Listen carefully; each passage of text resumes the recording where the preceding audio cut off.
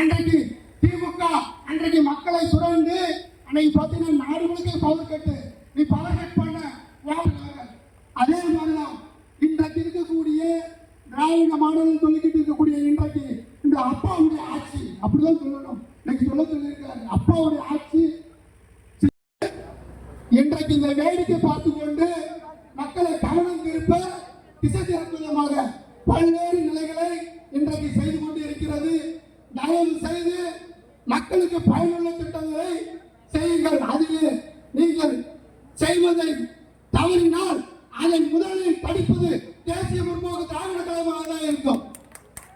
அதுல எந்த காம்ப்ரமைஸும் கிடையாது. நீங்க தப்பு பண்ணா என் தலைவர் பணியில தட்டி கேட்க நாங்கள் தயங்க மாட்டோம் என்பதை சொல்லிக் கொள்கிறோம்.